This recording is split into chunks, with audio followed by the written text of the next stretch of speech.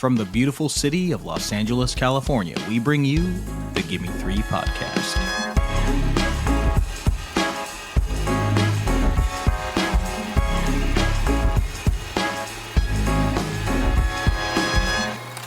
Hello and welcome, cinephiles, cinema lovers, movie appreciators, friends and family, to the Gimme Three podcast, a series for cinephiles, the show where we pick 3 films based on one theme.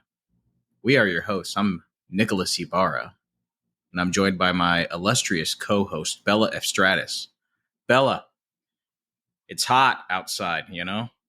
It's so hot. Oh my God. How does one beat the heat on the west side? Because you're on the west side where it's a pinch cooler. I'm in the valley where it's hotter than hell. Yeah, I didn't even think about that. It's so true. It's crazy how much of a difference it makes. But yeah, I didn't even think of that. I feel like it makes such a big difference depending on where you are. Right now, it's not too bad. I can't complain. You know, I grew up in Salt Lake City, so right now I think it's like 104 there today. So oh shit, I can't be too upset about the heat out here. Yeah. I didn't know it got down like that in Salt Lake City. It's literally just the two extremes. It'll be freezing cold and blazing hot, and there's just no escape. Wow. Super fun. Well, Bella, how apt that we are talking about heat today. Not that I planned this at all or anything, but no, not at all. Because we're going to be talking about some heat today, boy. That's right. We are celebrating the 35th anniversary of Do the Right Thing, the classic, groundbreaking Spike Lee joint that hit screens on July 21st of 1989. And I'm going to come right out at the top of the episode and tell it like it is. I am extremely biased. Do the Right Thing is my favorite film of all time currently. I love it. You know, sometimes your favorites change, but I'd say for the last decade or so, Do the Right Thing, I've just kind of cemented it as when people ask what's your favorite movie of all time, I'm just going to go with Do the Right Thing. It's a great answer. It is a great answer. Yeah. And Spike is one of my favorite filmmakers of all time. And we knew, or at least I felt, we had to celebrate this anniversary, this 35th anniversary, also because 1989 is the year I'm born, you know, so it's kind of like I have kind of like a kismic connection to the film totally itself. But what we didn't know is like, how the hell do you do a Gimme Three episode on the prolific, extensive career of Spike Lee? There's so many different eras of Spike, and he does documentaries. It's just, you can't pick just 3.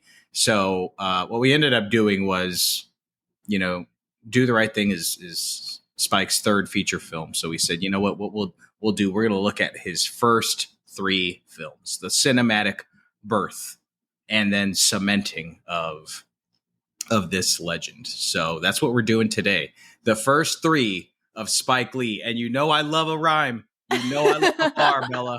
So this is what it is. The first 3 of Spike Lee. I love it. It's perfect.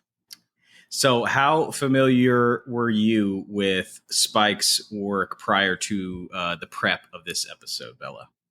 I realized that I have not seen nearly enough. I had only seen Do the Right Thing really long time ago. And then I think the only other one I'd seen was BlacKkKlansman. Because I think to be honest, was like that was the first Spike Lee movie I'd seen. And I was like, oh my God, I need to watch more. Yeah. That film blew me away when it came out. So yeah. And then of course now I have these 3. So getting there. We're getting there. We're getting there. Very dense filmography. Yes, we will. We will continue to get there with some other episodes coming down the line. But for today, absolutely, we're doing the first 3. And I'll tell you, you know what Spike's films have done for me, not only as a cinephile, but as a filmmaker and a writer myself. But what I love about Spike's work is just he is so unapologetically him. You know. Mm-hmm. Yes. Oh my God. His style is so defined. It's so colorful and rich. There's just like, there's an energy to his direction. There's just like the way his visuals, like even if you watch his movies without the sound on, there's just like this energy that's like constantly on the screen. And he somehow blends this like hyper reality. The way he shoots his movies are like not really grounded. They're very much movies, but he puts them in these grounded worlds and makes the worlds that he builds feel so real. So it's kind of a weird like yin and yang style of like the style's hyper, but the subject matter is not hyper. Somehow he makes it work. I'm not even describing it properly, but no, I think that was a perfect, because I've been thinking about how to even vocalize that as well, or like verbalize that as well. And it's kind of hard for some reason, but he just makes it look effortless. So yeah, he makes it feel real while also making it feel very artful and kind of like you're watching theater in a way. Yeah, definitely. Especially in the acting style. Like I feel like it kind of, some of it reminded me of like Yorgos, a very, very less extreme version of Yorgos Lanthimos style with like his acting, with his actors, where you're like, this isn't totally real, like real of how these people, like how people talk, but right. But it works. Yeah. So anyways, Spike, goated in my book, as the kids say, goated. Yes. And we're going to take a look at the origins here, because for now, we're going to go back all the way to the beginning. Spike Lee's career. Bella's going to kick us off, going back to 1986. Insert record scratch. Yes. Spike Lee. In 1986, we've got Spike Lee's debut feature film called She's Gotta Have It. The film was shot in just 12 days due to a very tight budget where they couldn't afford to do retakes, which makes this film that much more impressive. Wow. It was also adapted into a TV series in 2017, which after watching this, I definitely have to check that out. Very curious to see what that's all about. Have you seen it or anything? I haven't seen it, and I want to check it out. I hadn't seen She's Gotta Have It in years. I think I watched this in college. So I want to check it out. It was Spike's wife's idea to do the series. Really? Spike's wife was like, rewatch She's Gotta Have It or something. She's like, I think we should revisit this as there's something as here. a series. And so that's what they did. And so that's now so cool. I'm interested to check it out. Yeah. 100%. Yeah, so here's the story. It opens up on our main character, Nola Darling, played by Tracy Camilla Johns. Nola is an artist and a very independent woman living in a dreamlike apartment in Bed-Stuy, New York, as always. She's very confident, comfortable, and very expressive in her sexuality. She's completely unapologetic about her desires. And, given the time period, the 80s, she's proud of her unconventional personal relationships, which are maybe not so unconventional today. But as we discover that unconventional in the sense that we discover she's balancing 3 sexual relationships at the same time. And when we're introduced to these men, it's blatant that all 3 could not be more different from the next. But each man has like a defining factor or specific relationship with Nola. So we've got Tommy Redmond Hicks plays Jamie Overstreet, a soft-spoken, sensitive, and very traditional man who is madly in love with Nola and sticks around with the hope of having her all to himself one day. Our second man, played by John Canada Terrell, is named Greer Childs. Greer is your typical self-absorbed, arrogant, wealthy man, completely obsessed with his physical appearance and status. He's not exactly affectionate or loving with Nola, but their physical chemistry is something she just can't let go of. And finally, we have Spike Lee's character, the hilarious Mars Blackman. Such a good name. Mars is by far the most immature man out of the group, but he brings a certain humor or laughter and light into Nola's life that keeps her entertained, and his loyalty doesn't go unnoticed. So over the course of the film, Nola is balancing these 3 men like it's nothing, but over time they start to grow more and more tired of her shenanigans, sharing her with each other, and feelings start to develop and things get pretty messy. So I'll throw it to you. You said you watched this back in college for the first time and hadn't revisited it since. Correct. Yeah, it's Wow, been a how long fun. time, so it was fun to revisit, and Yeah. definitely as an adult, like totally different perspective.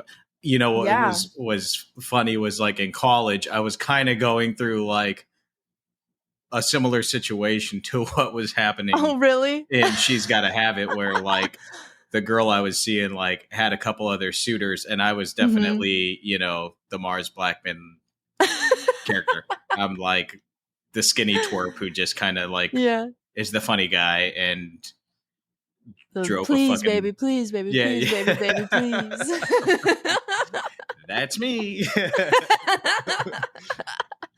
I love it. When I watched it in college, I was just like into the story and totally watching it Yeah. for that, and I wasn't really even as huge of a Spike fan as I am now. I had already seen Mm. Do the Right Thing at the time I saw this and loved Okay. it, but Yeah. I hadn't like dove fully into the depths of his work. So I Yeah. enjoyed this rewatch because now knowing so much more about his career and his style, I got to you get to see kind of like the seeds planted of his style. Oh my God. Yes. So like and it's really kind of with this three-headed creative monster of like Spike and Ernest Hmm. Dickerson, who's his DP and would go on to DP his next several films, and Yeah. Wynn Thomas, who's his production designer. Mm. And you don't really get Ruth Carter until I think of the next film or a couple films later, because she's kind of like the fourth grounding person in that quadrant of creative geniuses behind Spike's films. Yeah. But anyways, it was just kind of fun to watch these Spike trademarks like start to rear their heads, like not fully developed, but you could start to see them. You Yeah. could start to see these guys kind of hone their craft. I didn't know that they were just doing the one takes thing. That's really fascinating. Yeah. But it's just beautiful black and white cinematography. Uh, Mm. so I think I appreciated the technical aspects, also knowing that they shot this movie for like $200,000, Wow. in a time where they had to get the film developed. So there's like a huge chunk of the Right. movie's budget went to that. So yeah, I think I really appreciated the technical achievements of this film. Still thought that the story was amusing, and Hmm. I love Nola as a character. I think she's a great character. The guys are great characters. I Totally. still think Mars Blackman, that character, that character was so funny that Nike was like, hey, when you come direct these Michael Jordan campaigns, could you be the Mars Blackman kind of character? And then, Oh, so really? yeah, so if you go and watch like the Spike Lee Michael Jordan commercials, he might even call himself Mars Blackman, but it's Yeah. definitely that character in a PG version. Yo, Mars Blackman here, my main man, Michael Jordan, and Professor Douglas Kirkpatrick of the American Institute of Aeronautics and Astronautics. Yo, Professor, how does Mike defy gravity? Do you know? Michael Jordan overcomes the acceleration of gravity by the application of his muscle power in the vertical plane, thus producing a low-altitude Earth orbit. Oh, what? Do you know what I mean? Do you know? Money, check him out. That is so funny. I'm going to have to check that out. That's kind of genius, honestly. Mm-hmm. I love it. Yeah, what were your thoughts on She's Yeah. Gotta Have It? Yeah, no, I totally agree. Like after watching this film was so impressive, especially as like a first feature film. It was just obvious that how this film really put Spike Lee on the map as a director. And like you were saying, like it was so fun to see him explore some of his now trademark styles. Like I think the biggest motif in this film for me in terms of that was like breaking the fourth wall. Mm-hmm. I really liked all that aspect of it. But yeah, so I thought this was really slow, like after I'd watched it. Right. And I thought that maybe I didn't like it that much. But as I was going through my notes for this episode over the week, I realized that I hadn't stopped thinking about this film since watching it. And whenever that happens, I realize something special happened here, because Yeah. I will admit, like, there are a good amount of films I watch where I'm like, holy shit, that was so good. I loved that. But then I honestly never think about it ever again. Yeah. And so when this kind of thing happens where I'm like, I'm not totally sure how to feel about that movie, but then it just keeps popping up into my thoughts, like, that is special to me. And that's how I felt with this movie. So upon reflection, I still don't think I love this movie, but I think this movie is amazing. And if you are a cinephile or you love Spike Lee's work and you haven't seen it yet, I think this is a must watch 100%.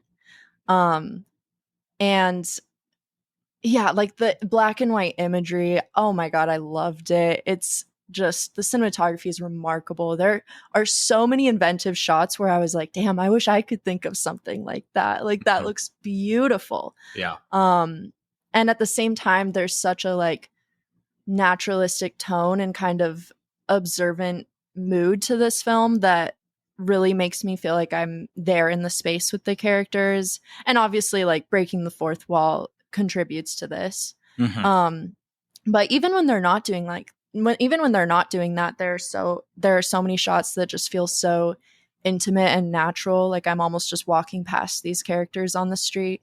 But then, like we were saying, with his style, he goes above and beyond that and has so many really beautiful stylistic scenes as well. Like, to be honest, the sex scenes in this film were gorgeous. Like, very they looked like creative. photographs. Yeah. Right.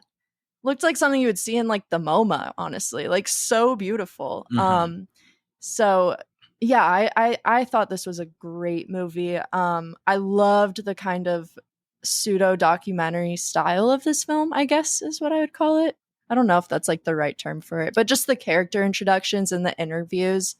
It added like a subtle sense of humor to the whole situation and the film as a whole, but it also just felt like the perfect format to tell this kind of story, you know, because like it allows us to see and to listen and to understand each character's view on the situation, or like how they feel about certain events or conversations that happen between them. And everyone experiences things differently, like even within the same conversation. Like, for example, when the men are getting all pissed off and territorial over Nola, she kind of backs off and she's just like, this is not attractive to me. Like, they don't understand me. Right. But yeah, so that's like all my positive stuff about it. I think this movie is really great. There are definitely some things that I'm like, I didn't love so much, but overall, I would 100% recommend this movie. Yeah, I agree with the documentary approach. I think it's a great way to kind of also just show how ignorant and possessive these men could be, because you like hear from their perspective of like, you know, she's like this, she's like that, she's exactly like this, and then you go to, you know, talking to her, or you see the situation yourself and you're like, that's not how it is at all, dog. Yeah, like you're literally catching these men red-handed just lying their asses off to make themselves look better, and it's so funny. I want you to know the only reason I'm consenting to this is because I wish to clear my name. Not that I care what people think, but enough is enough. And if in the end it helps some other people out, well, then that's fine too. I consider myself normal, whatever that means. Some people call me a freak. I hate that word. I don't believe in it. Better yet, I don't believe in labels. But what are you going to do? This was the deal. So I think it's a nice way to kind of like Rashomon the situation in a way, but also like do it to play it in a comedic fashion. I think it's great. What were some of the things that you didn't like, Bella? Yeah, so I guess really my only criticism, and this is a little bit of a spoiler of the movie, so if you are interested in watching it, just skip a few minutes ahead. And for those like continuing to listen, I won't go into any like graphic details or anything, but do just want to give a trigger warning. But I personally really hated the sexual assault scene, and specifically like the aftermath of it. Right. I just hated how she was like telling Opal, her friend, oh, Jamie's really mad at me. Like, I really messed up after it happens. And then she goes back to him and she's like, I love you. And that like, and then again, like this isn't where the whole situation ends, but, and so I kind of just thought, I was like, okay, maybe this is an example of the film being dated, but it just felt very wrong and like confusing to me. And because Nola is to me is such a strong character, and she doesn't really put up with shit in any other situation. So I don't know, like that aspect of the film and like her character, it just didn't like work in terms of like her character and the plot for me. But on a positive note, and like for our listeners, so they're not totally put off by the film by this, I still have a lot of respect for Spike Lee, because then I was reading about it, and I guess in 2014, like many years later, but still in an interview, he talked about how he like regretted including that scene. And he was like, yeah, I was just really stupid and immature of myself. Like he hated that he didn't acknowledge the vileness of it, because it was very kind of like, it wasn't even a very dramatic scene, which also made it kind of confusing to me. Yeah, it just kind of happens, and then it's like, all right, yeah. and now her other friend's here, and we're just moving on. Yeah, I was like, this just does not make any sense. So I really respect that he can like reflect back on that and admit that it wasn't maybe the best choice for the film, and he wouldn't like support that specific kind of depiction of something so serious in film. So I can respect that. And then another spoiler, in the end, like it all works out because she does realize it's not worth getting back together with Jamie.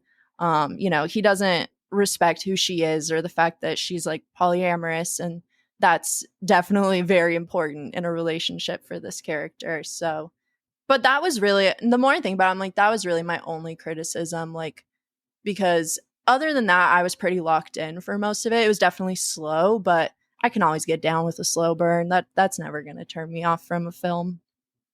Especially when it's a slow burn full of naked people. Yeah, true.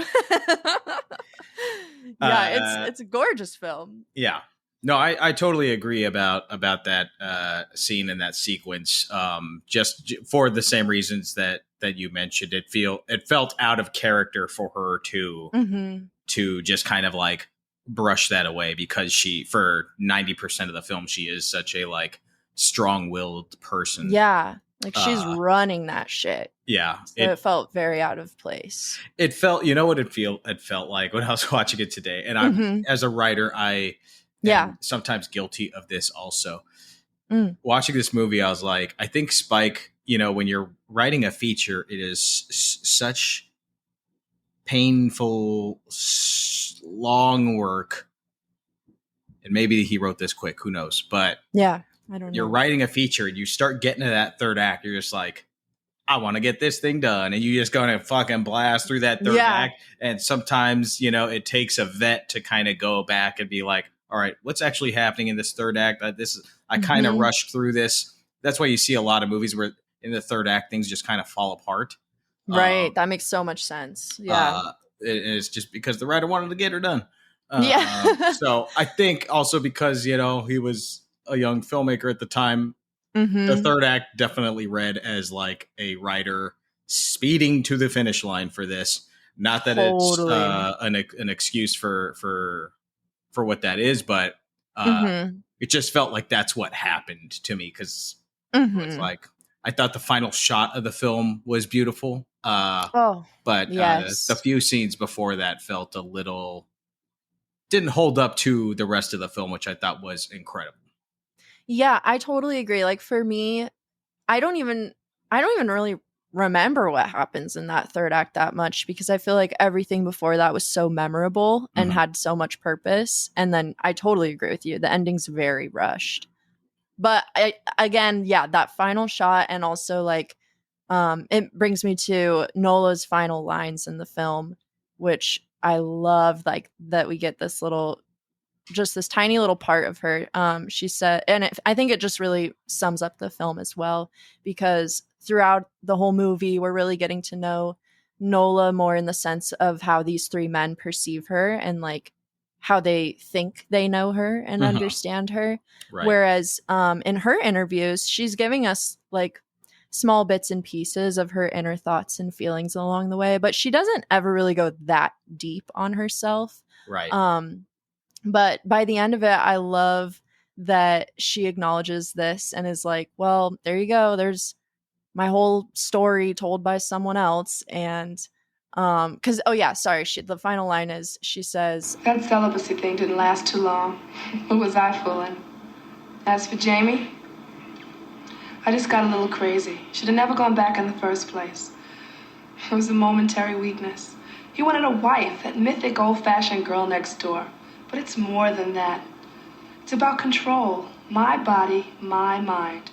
Who is going to own it, them or me? I am not a one-man woman. So there you have it from a number of people who all claim to know what makes Nola Darling tick. I think they might know parts of me. I just love that so much. And I love that she acknowledges it because, like, there's my whole story told by someone else and specifically told by men, because a major criticism that I was going to have is like, wow, this is a very male-written story about a sexual woman. So I really like at the end how her character takes that and like it makes the film make more sense to me, and it made me like it more, because I feel like it's kind of the same concept as, like, for me, the male gaze can work in a film if it is intentional and there's like self-awareness there and it literally fuels the plot of it. And when that's not there for me, it gets a little bit tedious or just something that I like could get hung up on. So I loved that like it came full circle at the end there with that line, and then even full circle visually, because I think the first shot and the last shot I think are the same or similar. Like she's getting back into bed. Yeah. So I really loved that ending. Yeah, I agree. Those final lines are great. And kind of like, I think Spike acknowledging, hey, I'm telling this story as a man, and maybe I don't even fully understand the depths of what I'm trying to accomplish with this character here. Totally. But again, like, I think he wrote Nola very well. He did. Yeah. Yeah. Like, no shade on that at all. Like, I loved her character so much, and brilliantly performed by Tracy Camilla Johns. So incredible movie. So good, so much fun too. Like, there's so many funny moments in this film too. Oh my god, I loved the Wizard of Oz reference, like the Technicolor birthday dance scene. Yeah. That was hilarious. That was so much fun. I also loved the Thanksgiving with the three partners, the dialogue in that scene, and Spike's performance with like his just beef with Greer is so fucking funny. So funny. Yeah, like the Greer Mars dynamic, the dynamic between the three dudes, because they're so different, is like really where a lot of the comedy comes in, because it's just a ridiculous scenario. And they're also kind of like ridiculous men, to be fair, as well. Absolutely. Like, oh my god, Greer, I can't decide if I liked Greer or Mars more in terms of like a funny character, because they're both so different. Yeah. But like that scene of Greer folding all of his clothes before sex was one of the funniest things I've ever seen in my life. She's just laying there like, bro, please. You could what a great performance on her part. You could see her you could see her drying up as he's taking his time. It's like it's so hilarious. It's so good. Oh, it kills me. And then like that other scene, Greer has such a funny line where he's like starting to become more insecure with Nola and her promiscuity or whatever, and he's like, I think you're sick. Now, I'm not saying that you're a nympho or a slut or a whore, but maybe a sex addict. It's like, dude. Yeah, come on. Oh, so funny. Yeah, a hilarious piece of crap, that Greer. Yeah, perfectly said. Yeah. I the last thing I'll say before we go is the one thing I think I love the most about this movie is the score, which is done by Spike's Pop. Oh, is that really? Oh my god, that's so cool. Is it Bill Lee? Yeah, I think it is. Yeah, Bill Lee. Yeah, I don't know why I didn't put that together. I was just Bill Lee. Bill Lee, who ended up doing music on the next two films that we're going to talk about as well. But the score is so beautiful and sexy and like alluring, and it's just like gorgeous jazz, and it just accompanies the black and white cinematography so beautifully. Yeah, 100%. It's a great film. Great film. She's Gotta Have It from 1986, streaming now on Netflix, or you can check it out at your local video stores, which I recommend that you do. So, look at this jump from She's Gotta Have It made for, I think, $200,000. And I think Right. this next film, School Days, was made for like close to $6 million. Oh my God. That just goes to show the faith that people had in Spike after seeing She's Gotta Have It, after seeing his debut work. People recognized the talent and they're like, all right, we'll give you some cash for this next one. And that is what we got here with School Daze, 1988, written and directed by Spike Lee. The cast is so stacked. And, I thought about this while I was watching. I was like, God damn, this cast. Whatever. It's impressive to stack a cast, in most instances. But, like, for let's say for a movie like Knives Out, there's like stacked cast, Yep. Yeah. Is it impressive? I don't know. You're just kind of throwing money at a bunch of A-list stars, Netflix. Mm-hmm. Is that impressive, or is it just you have money to spend? Yeah. There's no real it's not the same. Yeah. Yeah. In this film, you've got this stacked cast, but it's all these incredible legendary actors before they were legendary. Like, this is a lot of these people's first films. So the casting director of this film, God bless her, she put together Ozzie Davis. Everybody knows Ozzie Davis. So there's a couple of legends in there, old character actors, but Lawrence Fishburne before he was a big name, Giancarlo Esposito, Tisha Campbell, and I think her second film ever, Joe Seneca, Bill Nunn, Spike Lee, his sister Joie Lee, Jasmine Guy. You got a lot of the people from A Different World in this movie because the same casting director casted A Different World.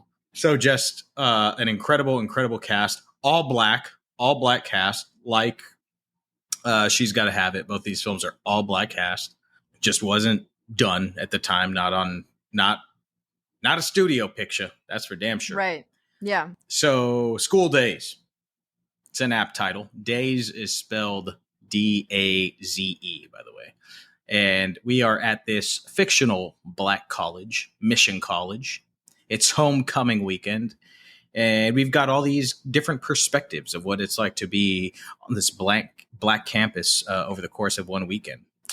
We got rich, colorful characters. We've got this fraternity, Gamma Phi Gammas. We got their opposing activist dudes who are too cool for school and definitely too cool for a frat.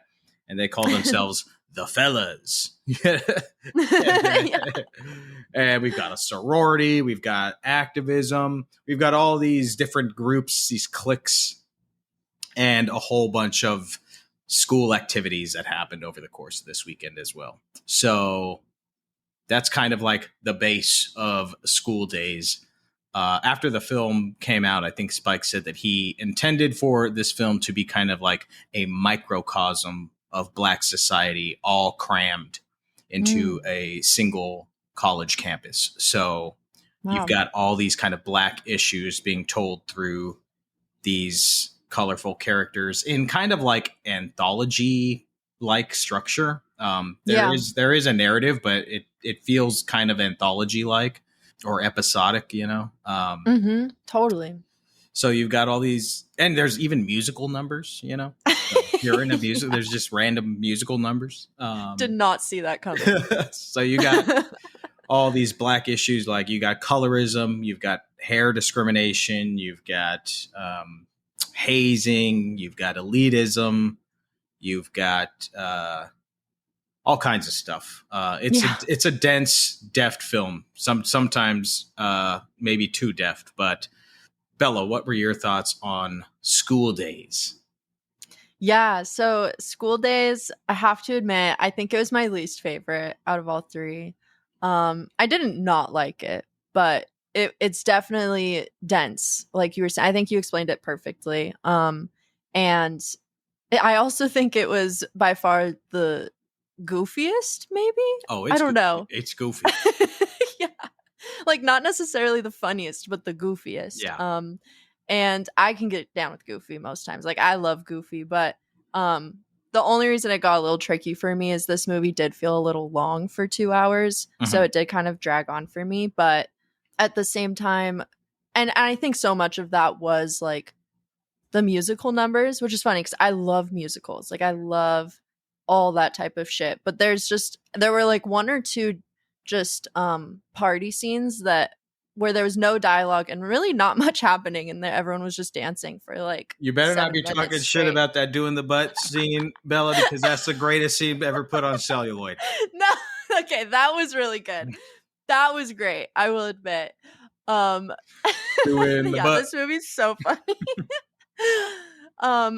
I did like it though. I loved. I've never really seen a caricature of like college life. You know, we get so many kind of caricatures of like the high school experience and teen drama. You know, we just talked about those movies from the same era, really, with John Hughes and our Brat Pack episode. So it was really fun to see like that kind of drama and clickiness, like the cliques in this type of setting, like a college campus. And I also think it was brilliant to choose like this specific setting, a Black college campus, because it really allowed Spike to dig even deeper into like the things that divide us as a society, and then even within our own communities. So, you know, as I didn't rush in college. I was like one of the few people in my friend group who didn't. And no disrespect to the gang, like they know it, but Greek life was a shit show. I thought I will throw disrespect to anybody who joined a frat or a sorority. Mad disrespect. It's funny how many of my friends did it, because I would never, like, to this day they're like, I don't know why I did that. Yeah. That was dumb. But it was just genius to have to portray like Greek life in all of this, because I've always believed like the hierarchical, status driven and exclusive aspects of Greek life are only more harmful in terms of like what they say is this is how you find your people or your community. And it's like, well, not really. And I feel like Spike Lee took an equally humorous and disturbing approach to portraying this, specifically with, was it Gamma Phi Gamma or the Gamma Gamma one? Yeah. Yeah. Like that was just, sometimes it was like, oh my God, this is horrible to watch. Just the rush process for them. The rush process and the way they treat their fellow students, the way they treat women, which is obviously, you know, many documented cases of horrible things happening to women at fraternity parties, and we see some of it in this film. So it's all it's got everything. It's got it all. It touches on all of it. I love this movie. It is. I was like, I saw your Letterboxd review and I was like, oh, it's high. So I got to ask, what makes you love this movie so much? I can't even answer that. What are we even doing here? I know. No, I'm kidding. It's really, it's a hard question. It's really all doing the butt, I think is. Okay, yeah, that scene was awesome. That was hilarious. Let me explain what that scene is for give our audience some. There's a details. Scene where this is why I was never. I mean, A, I went to a junior college, but B, if I had gone to a university, I would never do the frat sorority thing, because all these guys are doing this pledge and they're eating dog food and. You know, holding up these flaming torches for, you know, an hour. And I was just like, these guys, oh my gosh. And meanwhile, there's this underwear party going on and everybody's in their bathing suits. And you've got this band up on the stage singing this song, Doing the Butt. And it's about a 4-minute sequence of just people shit. It's just ass. It's just close up of ass for about 4 minutes. Just so shaking funny. Ass. With a song called Doing the Butt. I love it. I will stick it in my veins. That is one of the all-time great scenes ever. So goofy, but it's so much fun. So aside from Doing the Butt, I just think I admire all that Spike was trying to do in this movie. And I think for me, I've read a lot of like reviews of it or people, saying like, it's a mess. And it's like, I understand that criticism. For me, it's not a mess. For me, it all kind of works. Yeah. I think, I'm not black, so I'm not connected to the issues that are being, on display here in this film. And I did not go to a black college, but all of the stuff that is being talked about and all the issues that it brings up, they just all kind of connect for me. I get what he's doing. They work. The acting, I think, is incredible. Lawrence Fishburne and Giancarlo Esposito are just, they're just great. Perfect rivals, great opposing characters. Tisha Campbell is so amazing in this film in her second role ever. Like there's there's like one scene where for me where it goes from being good to being great, or it's like a sequence, and it is Lawrence Fishburne's character. He's an activist. He wants his school, a black school, to divest from South Africa. This is happening during apartheid, which this movie is holding up because this is what's going on right now with a whole bunch of college students wanting their schools to divest, from Israel. So that was interesting. Yeah, but, super timely. It's crazy. So anyways, Fishburne goes into a meeting with the school president, and the president's basically like, yo, you and your boys got to knock this off or we're going to kick you out of the school. And Fishburne's all upset. He's rah activist, and his friends are like, yo, maybe we should chill out. And he's like, come on, you guys are, what are we doing this for? Yeah. And they're like, no, you don't understand, man. Like we want to finish school. Like we are trying to break a cycle in our family here. We are trying to change our lives. That was just a great scene. And they kind of have a little tiff. And then immediately following that, they're like, oh, by the way, do hardcore activists like go into KFC? And then like these 6 dudes like hop in a car. They go over to KFC. They're having a great meal. And then you get these locals who live in the town outside of college, and they're these black middle class gentlemen who don't like these preppy school kids coming in and making them feel lesser than. Man, don't do that. Squash it. Please. Yo, missionaries. The Jerry girl is popping shit. Next. Ready for the world and popping shit. Come on. Now, what's up with that? Yeah, brother, what do you want? You ain't no kin to me. That's right, we ain't your brothers. How come you college motherfuckers think y'all run everything? Hey, is there a problem here? Big problems. I heard that. You come to our town year after year and take over. We was born here, gonna be here, gonna die here, and can't find jobs because of you. Yeah. Can we go? Okay, can we just go? We may not have your education, but we ain't dirt neither. And ain't nobody said all of that, all right? You Mission Punks always talking down to us. Look, brother, I'm real sorry that you feel that way, okay? I'm really sorry about that. Are you black? Take a look in the mirror, man. Look, man, you got a legitimate beef, all right? But it ain't with us, okay? Are you black? Hey, look, man, don't ever question the fact whether I'm black. In fact, I was gonna ask your country, Bama ass, why you got them drip chemicals in your head. Right, goddamn. And then come out in public with a shower cap on your head. Like a fucking bitch. Who you calling a bitch? Well, if the shoe fit. Now I bet you niggas do think y'all white.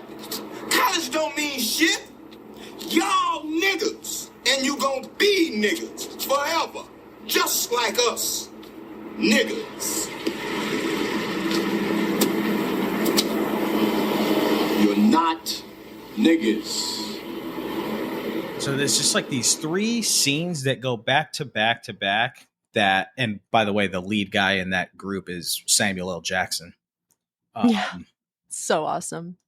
So there's these 3 scenes back to back to back that just offer so much perspective on not just the black experience or the black college experience, but just like, I think this country you know? Mm-hmm. Yes, I totally agree. And any movie that could nail that, I think it's a big winner in my book, because Mm-hmm. I've thought about that scene and that sequence a lot.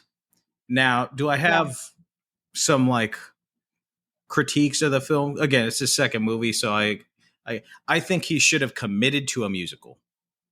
I agree. I was waiting for you to say that, because that was one of the or similar to a Letterboxd review I saw where they're like, Spike Lee, pick one, please. Like, which is it? And that totally resonated with me, because the musical moments were so awesome. Like, They're so fun. much fun. They're awesome, And they especially the worked. scene with the two girls where they're talking about, basically you have like this naturalistic group of African American females who leave their Mhm. hair natural and they think that is beautiful. And then you've got the gamma rays or whatever, the Tisha Mhm. Campbell group that have, dyed Like, their hair, straighten straightened their it, hair. yeah. It looks They've got like the 80s blowouts, Mhm. basically. So there's this incredible, like, long extended musical sequence of the two different groups of differing opinions of what black hair should be like, Yeah. having a sing-off dance battle, and it's awesome. And I'm like, It's so awesome. now it comes like 30 or 20 minutes into the movie here. It's like, oh, we're doing this. Okay, great. Yeah. I'm into it. And then there's a couple other musical sequences. But when it's over here, it's kind of like, I think what this movie needed was for like it to open on a musical. It just needed like one or two more for it to just be like, Yeah. for it to be considered, this is a musical. And I think it would have, done a lot to kind of like make this film feel more holistic and more, Yeah. I don't know. That's just my opinion. It would And have then- taken away the messy comments, I think. Yeah. And then I think the ending, I like where we got with, this is a spoiler, Mhm. with, Lawrence Fishburne's character, like telling his cousin, like, you're an asshole. I can't believe you've like done this Oh, yes. to this poor woman. And, Yes. and it goes from that, which I like that scene. And I like that scene for the two characters. That all works. But then it feels like we kind of like skip. It's the same thing with kind of She's Gotta Have It. Feels like the script's just like, all right, let's finish it. Yes. More so, I feel like. Yeah, than and it's She's just Gotta like Have It. it ends with a very artistic ending of Lawrence Fishburne telling his entire campus, wake up, wake up. We got to stop like treating each other like this and like being divisive amongst each other.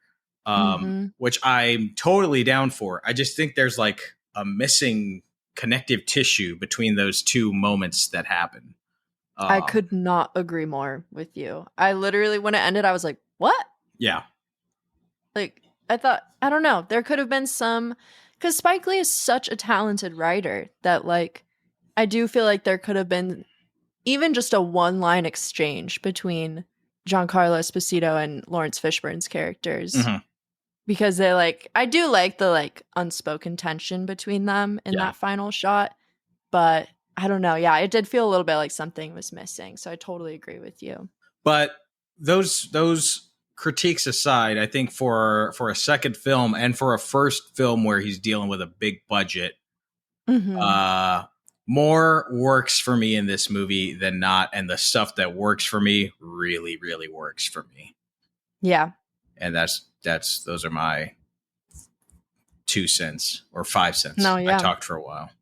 No, I love it. Yeah. Because I didn't have, to be honest, I didn't have too much to say about it. I was kind of just like, I feel like this is a movie I'll need to rewatch. Like, I very much was just there for the vibes, some of the bigger messages. Like, I will say, yeah, like there's no shying away from the script and like the horrible things these characters are saying to each other, but it really gets the message across and like sheds light on all of these deep-rooted issues in our country today that we're still seeing all these years later. So I love that like Spike mixes it all together with the vibrant 80s iconography and the dance sequences. And I think personally, it's obviously it's okay to agree and disagree, but I think it is a little bit messy for me, but I think Yeah. it's still a very important and iconic film nonetheless. Like, I still think I got so much out of it, and that makes it important in film history, like thematically and then visually, just in experiencing Spike Lee's cinematic style and his growth as an artist and a director, for sure. Did your boyfriend watch any of these films with you? Bella? No, well, actually, it was so funny. I was gonna say, when we were talking about the do the butt dance, yeah, Doing the Or butt. doing the butt, yeah, doing the butt. He walked in at that scene and he said, "Man, the '80s were crazy." Or he's like, "Wow, it'd be wild to be like this age in the '80s." And I was like, "Babe, I don't think this is real in any way." But yeah, he was in and out for school days, and not in a white college. yeah. It was really funny. But he loves Do the Right Thing. That's like one of his favorite movies ever. He was upset I watched that without him, but I said snooze you lose. So there you go. Well, School Daze, Doing the Butt, 1988. It is available on demand, so you can rent it on demand. But if you don't want to be demanding, who wants to be demanding? I say you check it out at your local video stores. And if you live in Los Angeles, Vidiot's is a great place to visit. They've also got an incredible theater. They've got a bar. It's awesome. You've got Cinephile Video on Santa Monica Boulevard, and then you've got Videotech in Pasadena. So many options for you to rent School Daze. We are going to take a quick break, my friends. When we return, we are going to be discussing my favorite film of all time. Dun, dun, dun. Do the Right Thing. But until then, during that break, you are going to hear from PGA producer, Gimme Three producer, and my wife, Sonja Mereu, for a segment that we call Sonja's Movie Minute. All that and more here on the Gimme Three podcast. Hello, I'm Sonja, and this is my Movie Minute. I think of Spike Lee's Crooklyn as the innocent little sister to Do the Right Thing. For starters, the story is actually written by Spike's younger sister, Joie, along with Spike and their brother, Cinque. The story and its setting are loosely based on their real childhood growing up in Bed-Stuy, Brooklyn. Where Do the Right Thing is seething with tension, sexuality, heat, and the threat of violence, Crooklyn has a lighter touch. Even when bad things happen or there's conflict between neighbors, you know that ultimately things are gonna be okay. The story takes place in the summer of 1973 and follows the experiences of the Carmichael family. Zelda Harris plays the main character, Troy, the only daughter in a family with 4 sons. This role demands a ton of dramatic range from her, and although she's only 8 years old, she owns every single scene. Crooklyn also has an incredible soundtrack of 60s and 70s soul and R&B. It has so much music that the soundtrack album was a double disc. Spike Lee plays one of the local guys who spends his days sitting on a stoop huffing glue with one of his friends. Ever since I saw this movie, I haven't been able to separate the song Pusher Man from the image of Spike Lee high as hell with glue all over his mouth. A bold and maybe questionable choice Spike made when filming the scene set in the South was using anamorphic lenses, but then playing them alongside the footage of Brooklyn, which was not shot anamorphic. It produced a squeezed appearance that was meant to express the alienated feelings Troy was having in the South. But apparently during the original run of the film, the audiences were so confused by these squeezed images and assumed that there was some kind of technical projection error. So the studio put up signs in the theaters to explain that the effect was intentional. I definitely stopped and checked my TV settings when I was watching the movie the other day. I thought maybe Pluto was janking out or something. But, it's not like anyone ever accused Spike of making safe choices, so I guess more power to him. Though it is good to know in advance, otherwise it's pretty jarring. Do the Right Thing is definitely my favorite Spike Lee movie, in part because of its relentless intensity. but it's really nice to spend time in Crooklyn in the Bed-Stuy of the 70s when things felt a little bit easier and the future looked a little bit brighter. All right, everybody, welcome back to the Gimme Three podcast, a series for cinephiles, and we are discussing Spike Lee, the first three of Spike Lee, in fact, the first three films. We discussed She's Gotta Have It, his debut feature, and we discussed School Daze, his sophomore effort, and now, as we celebrate the 35th anniversary of this film, we are going to be talking about my personal favorite of all time. What a bold statement. I mean, Jesus. Yeah, I'm kind of even nervous to discuss this movie because I can't do it justice, you know. That was me with Portrait of a Lady on Fire. Yeah. I was sweating. Do the Right Thing. Speaking of sweating, Do the Right Thing. Written, directed, produced by Spike Lee. And it stars Spike Lee, Danny Aiello, Rosie Perez in her first film, John Turturro, Richard Edson, Samuel L. Jackson, Ozzie Davis, Ruby Dee, Bill Nunn, Martin Lawrence in his first film, and Giancarlo Esposito. Incredible cast. Amazing. The film is about heat. Heat on the streets. Takes place on the hottest day of the year on one block in Bed-Stuy, Brooklyn. And we've got a whole cast of characters. Layered, real, colorful characters. The lead is Mookie. A charismatic, strong-minded, kind of lazy, irresponsible young black man named Mookie, who is working for Sal, an Italian-American man who runs a pizzeria. I like the way he says pizzeria. Yeah. It's on the corner of this in this black neighborhood. And like I said, Mookie's kind of lazy. He's always talking about getting money, getting his bag, getting money. But yet he's putting in the bare minimum amount of work at his job. So he's doing nothing to show that he's about to get the money. He's lackadaisical. He's lackadaisical with his lover, his girlfriend, who is also the son of his toddler son, who he barely sees. So he's a little bit of a mess, this Mookie. But he's smart. He's just a little lazy. Anyways, you got this black neighborhood, all these characters, all these people. They love the pizzeria. They've grown up on this guy's food. But Sal's getting worn down, and his sons, Vito and Pino, work for him. And Pino, in particular, is over this black neighborhood. Seemingly, he's over the black race. Except, of course, for his favorite musician, who's Prince, and his favorite movie star, who's Eddie Murphy. They don't count.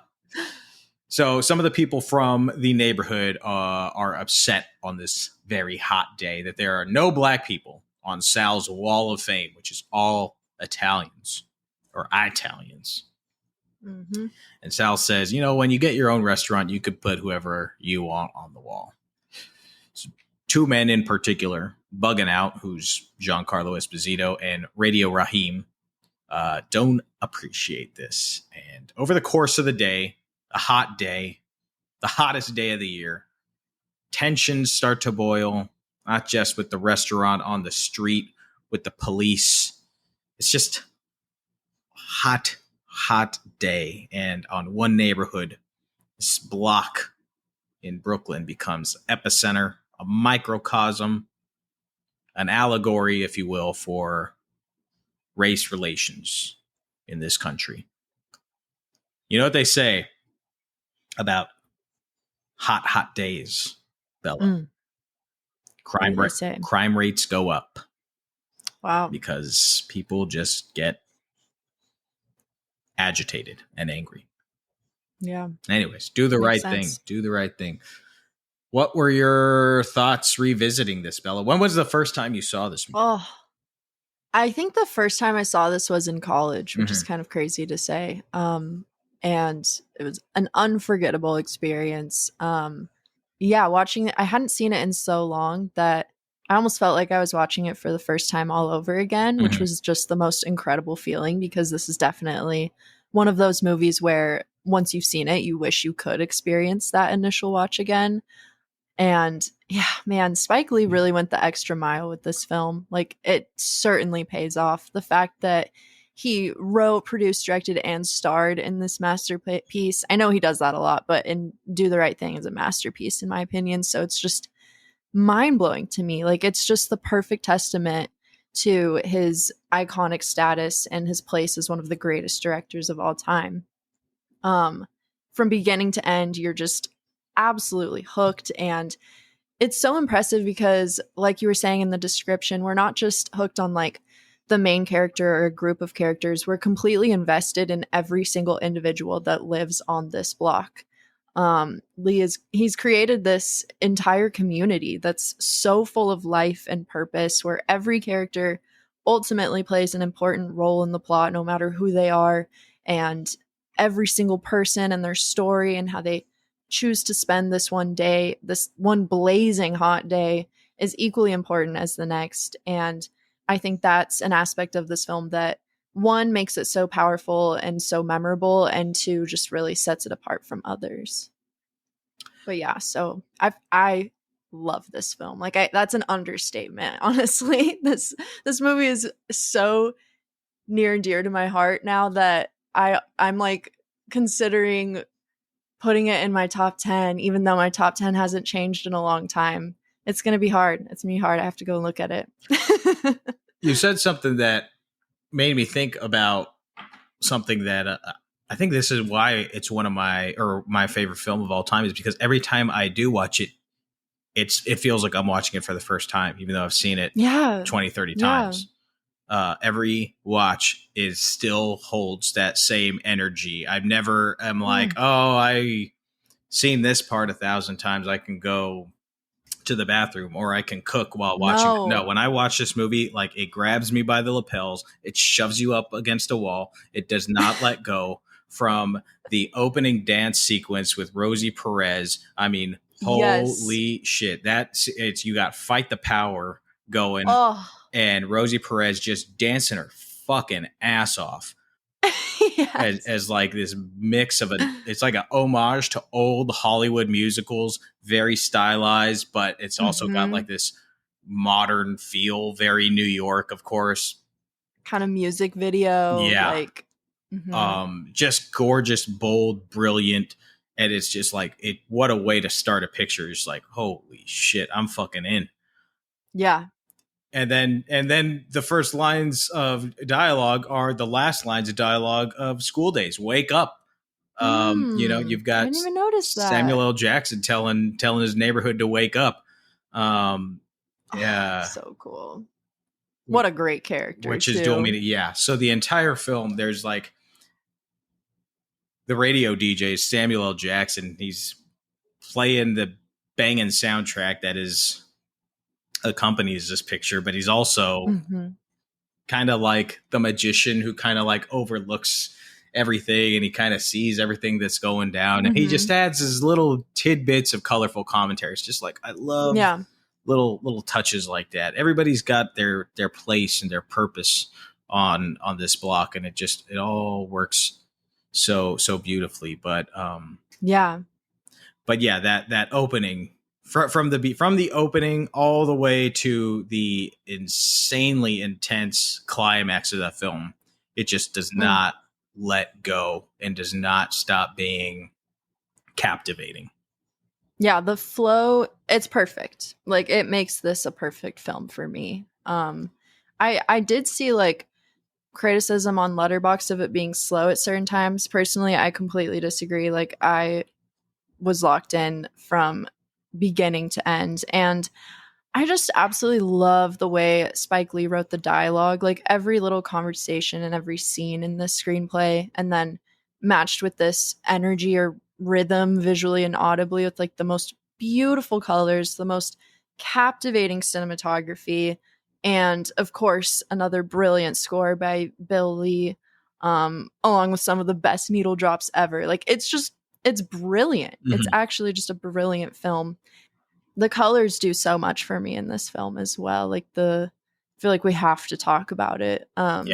The transition from like the brick red hazy orange filter that just perfectly conveys like the sweltering heat of the day. Like it literally makes me hot to watch this. Yeah, you feel the heat. Yeah, I was like sweating my ass off in my AC blasting frozen apartment watching this movie. Like that's movie magic right there. Yeah. Totally. And then it transitions to like the cool blue of night once the sun is finally set and everyone can finally cool off. And this transition also has like a complete tone and mood shift in the film, like obviously visually but also metaphorically, because like not only does not I think the red orange hue represents heat, but I also think it serves to represent like the brewing anger, like the simmering anger in the community as well. And right, like you were saying, tensions are rising and like the heat makes people kind of go crazy. And then I thought the transition to blue was almost a little bit of a foreshadowing of like the heartbreak and devastation to come, because even though I've seen this movie, I'm never ready for that ending. Like it just utterly destroys me every single time. Yeah, well, and when earlier in the episode, when I was talking about like the hyper realization mixed with like the stark reality, I think there's no finer example than this film here, because 100%. You have the colors are super saturated, and even like just shooting close-ups. There's no like standard close-ups in this movie, or there's very few. Yeah. They're always like shot on wide angle lenses, and they're from these, in extreme angles. You've got Dutch angles. You've got all of this stuff that do a lot of storytelling and creation of like unease. But the dialogue and the performances and the intensity, the rage is all real. Yes. So it just all works so beautifully together. And I was listening, I've seen this movie so many times that when I was prepping for this episode, I was like, you know what? I'm not going to watch the movie again. What I'm going to do is I have it on the Criterion Edition Blu-ray, which I highly recommend everybody pick up. I was like, I'm going to watch this with audio commentary like it's 2022 or 2002. Just like it's 2002, I'm going to throw this on with audio commentary, which I haven't done in a long time. And so it was cool to listen to them talk about how they kind of accomplished this feeling and these colors. Like they painted a lot, cool. Like that setup of the three dudes just sitting in front of that red wall. One of my favorites. Yes. They're like, we painted that wall red. They're really? They're like, yeah, let's paint it. Let's do it. Let's paint it bold and red, and it just works. Sweet Dick Willie. Sweet Dick Willie. Great character. And then you've got like the DP was talking about, Dickerson was talking about how they got these old lights from like the 40s and 50s to punch through the windows of Sal's, because, this is where we're getting real technical. I apologize. Yeah. But no, I love it. I love it. Nowadays, what a lot of filmmakers use is something called HMIs, these lights that are meant to kind of emulate daylight. But they give a very natural look of daylight, like how natural daylight looks when it's coming through the window, which is like, unless it's setting the sun, it looks it's just like white, soft light.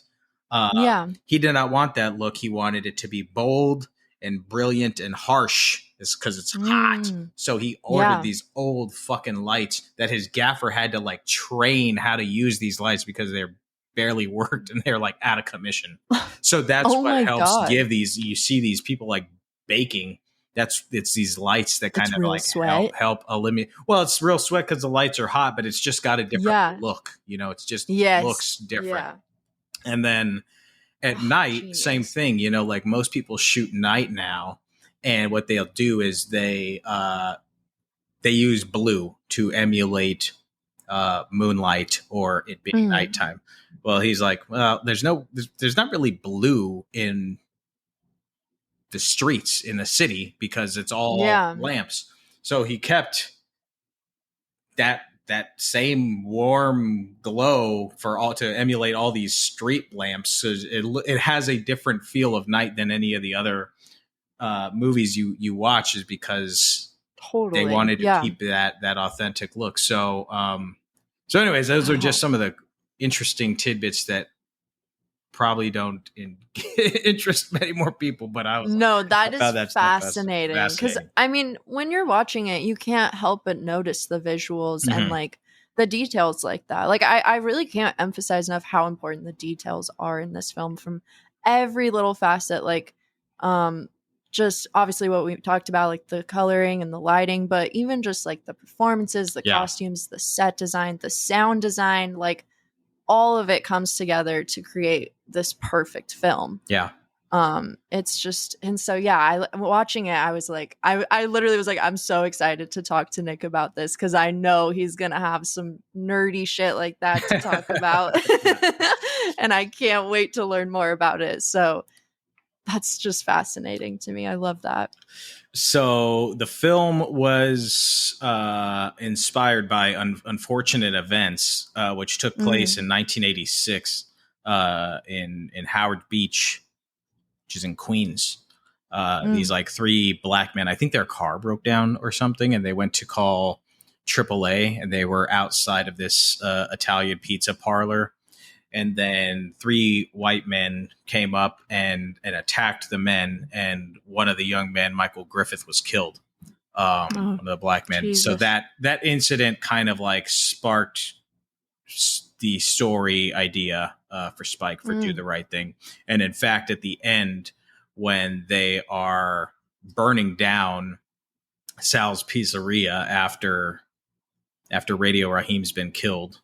Spoiler alert. Sorry, it's 35 years old, people. Yeah. You hear the people chanting Howard Beach. That's right. Yeah. That's kind of where that came from. Wow. That makes me think of like Dog Day Afternoon. Yeah. That one scene where it's just like real world colliding with art, and it's just that's sometimes the most impactful stuff to see in film. Absolutely. And it's still so relevant in that audio commentary, which was by the way recorded for Laserdisc. they didn't record a new one when the Blu-ray came out. They were like, this is really? At the beginning it was introduced by Chuck D from Public Enemy, which I was awesome. And he was like, oh, this is the Criterion Edition Laserdisc audio commentary. I was like, holy shit, awesome. That's so awesome. So is it Spike Lee doing the commentary? So there was 4 people on the audio commentary. There was Spike. There was Ernest Dickerson, the director of photography. Nice. There was Joie Lee, his sister, who is also in the film. So cool. And then there was Wynn Thomas, the production designer. Oh my God, that sounds incredible. Yeah. And they're not like in the room together. So it's kind of like the audio commentary team like took the best pieces of it and kind of like spliced it all together as it's happening.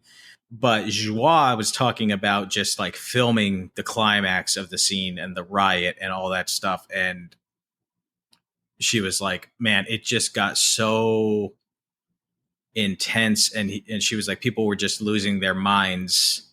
I guess it took like 2 weeks to shoot the whole sequence from like the beginning of the riot breaking out inside Sal's to the end of it. You know, it took 2 weeks, and she was like, people were losing it by the end of it. Night shoots, if you've ever done them, you know, taxing, absolutely. And if you do them for day after day after day after day, they will take it out of you.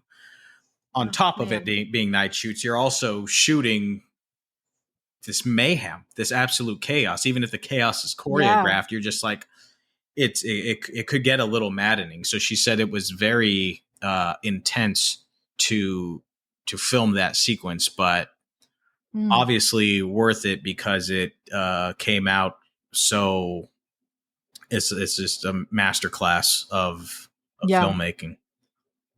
I couldn't agree more. Like it really is. It's a masterclass in filmmaking and screenwriting. Like to be able to connect almost, I kind of consider it just like a hot summer's day comedy because the first half, I would say, of this film is so funny. Right. And then ending in tragedy with like this searing message of inequality in the US and like the power of a unified community. It's amazing to watch. It's very Shakespearean. It's very yeah, Shakespearean. yes, it totally is. It totally is. I wouldn't have actually thought of that, but that like resonates so much with me because it does almost feel like a play a little bit as well, the way it's like shot and the acting, and then of course like the fourth wall stuff, and yeah, it's just incredible. So when the film was gonna be released, the studio and a lot of like theaters were like very apprehensive about releasing because they were going to release it in the summer, and they were apprehensive because they're like, oh, this is going to cause Black people to riot. They're going to come out of the theaters rioting. Like this is what's going to happen. Wow. So they did not want to release it. Of course, you know, none of that happened, but it was a big event when this movie came out because there was nothing like it before. This like, there's a lot of angst in the bones of this film, and for good reason. Yeah. But I wonder if like a big part of that too is like, while there is so much like a constant discussion of racial politics and inequality all throughout the film, and that is like an integral aspect of the film's message,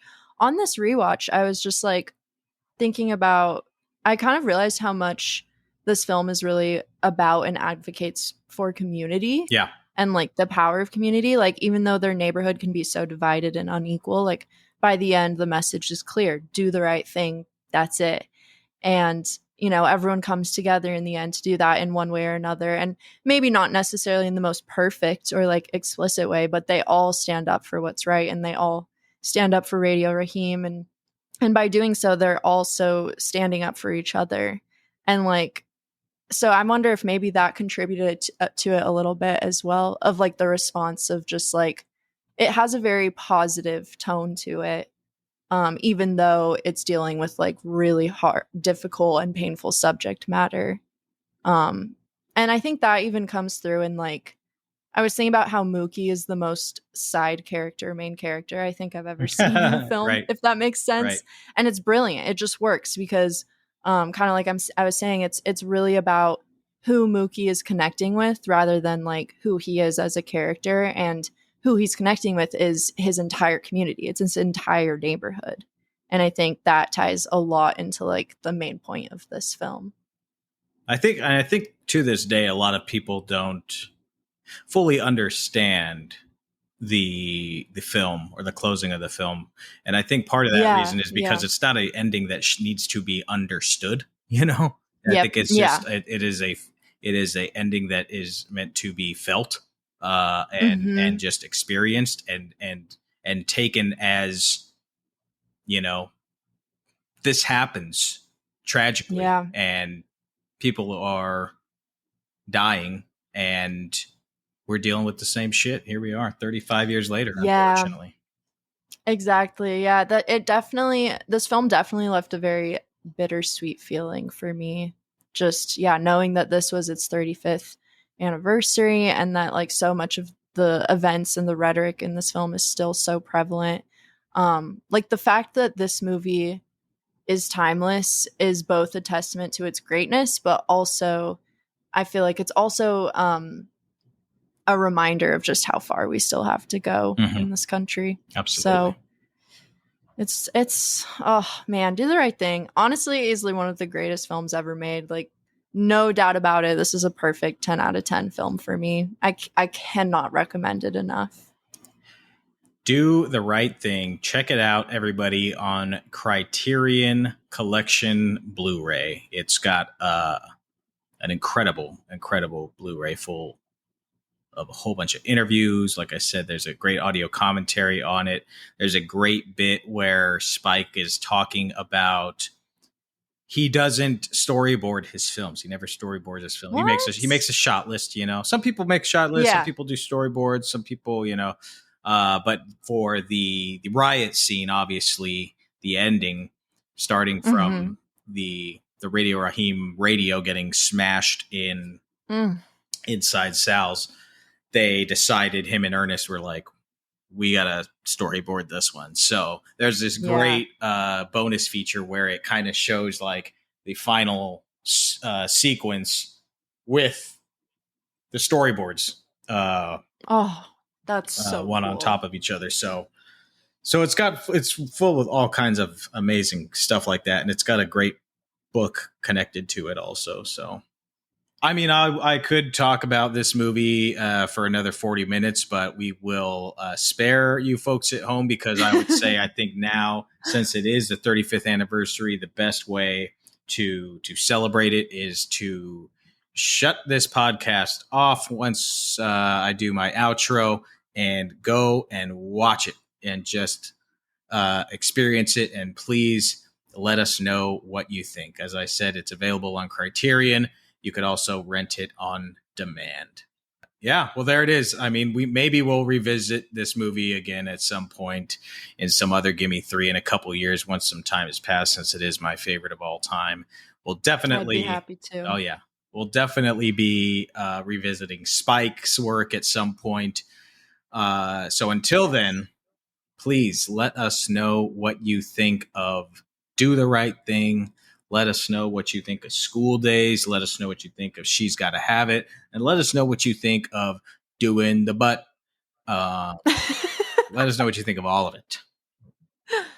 And you could do that by going to Instagram and typing into that search menu, Gimme Three Podcast. That's GIMME, spell out 3 podcast. You can find us there. You can slide into our DMs. You can definitely follow us, and you can like all our shit. Bella makes some badass videos for all our episodes. If you're not following us on Instagram, you are fucking up. Mm-hmm. You could also send us a text message, and you could do that by sliding down into our episode description, and you're going to see a link that says send us a text message. You click on that link, and you can send us a text. Bella, why don't you tell the folks where they can find you on the socials? You guys can find me on Instagram at Portrait of a Cinephile, or on Letterboxd at BFstratus. Just B and then my last name, F Stratus. You can find me on Instagram at Nicholas Ibarra. You can find me on Letterboxd at Nicholas Ibarra. You can find me on Twitter, also known as X, at Nicholas P. Ibarra. And the P stands for Doing the Butt. Yeah, fuck it, right? Fuck it. All right, my friends. Thank you all for listening to the Gimme Three podcast, and we will see you at the movies.